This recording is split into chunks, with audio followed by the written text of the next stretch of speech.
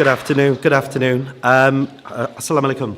My name is Paul Hassan. I'm representing, actually I've got as many hats on as Liban today too. I represent a VOSCA, voluntary sector organisation, which exists in Bristol to support, represent and develop the voluntary sector. Organisations like the Somali Youth Network and other organisations struggling to get to grips with having the right organisation structure, to find out where the funding is, to get support in the city, to make the right connections. That's really what VOSCA is here to do.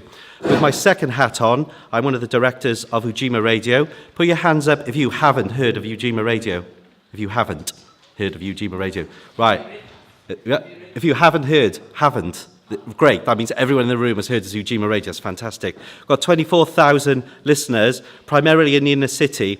And one of the things we're really keen to do over the course of the next few months is to build the number of young Somalis on our radio programme. Liban's also already agreed to co-host a programme. But what I want to do today is maybe collect some names via Ayan, and Liban and others, of people who'd be really interested in getting involved in the radio station. And that's not just playing music. One of the other programmes that we've done, touching on some of the things that Marvin, Hibak and Rob mentioned earlier today, is about citizenship. It's about also recognising, touching on one of the things that Liban talked about, is the lack of having alternative voices in the media. And Ujima Radio presents a fantastic opportunity to get the practice, to get the support that you need in order to develop those skills. Whether you want to get involved in media, whether you want to be a journalist, or you just want to have a bit of self-confidence and have the chance to make a really exciting, interesting radio programmes.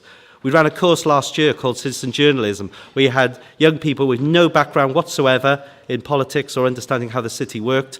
And in a course of 6 weeks, we trained them up so they got a good understanding of what the issues were within the city. And we then trained them up to make radio programmes. So they went around interviewing councillors, mayoral candidates. I know Marvin got chased a few times by some of them. And we made some really great programmes out of the end of that. So I think we want to build on that. We certainly want to build the links that we've already started with the Somali community, and I hope via the Somali Youth Network and other organisations we'll have the opportunity to do that today.